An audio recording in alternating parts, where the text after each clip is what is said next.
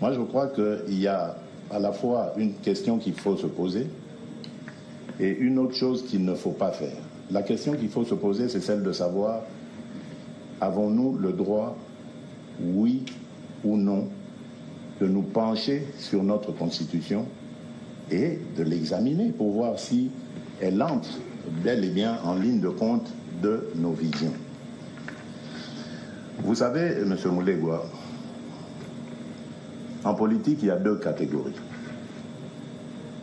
Il y a les hommes politiques, femmes politiques, et les hommes d'État, femmes d'État. Connaissez-vous la différence entre les deux? L'homme politique pense aux prochaines élections, l'homme d'État pense aux prochaines générations.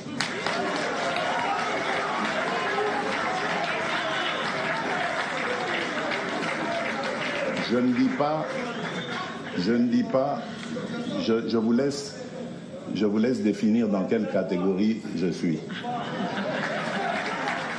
Mais ce que je veux vous dire simplement, c'est que la responsabilité que les Congolais m'ont confiée n'est pas de m'arrêter à ce que je vais faire pendant le mandat.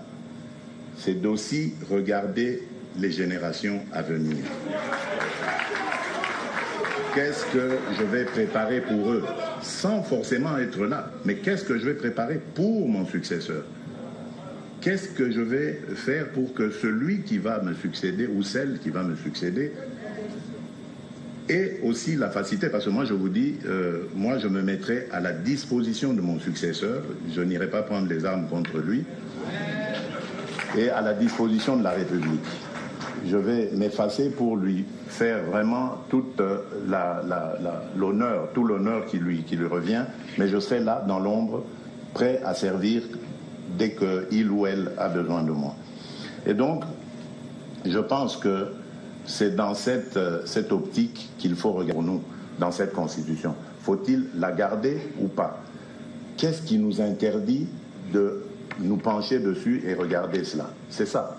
Alors la chose qu'il ne faut pas faire, c'est de lier cet exercice à un troisième mandat.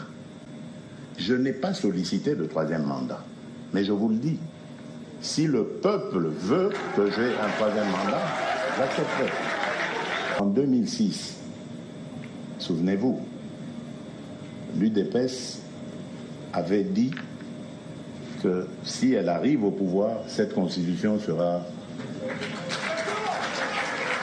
Et donc si ça m'arrive à moi de le faire, d'abord sauf évidemment situation contraignante comme celle d'aujourd'hui de la guerre, que j'espère terminer le plus rapidement possible, mais si on ne peut pas terminer cette guerre, malheureusement on ne pourra pas organiser les élections en 2028, mais ce ne sera pas parce que j'ai refusé de les organiser.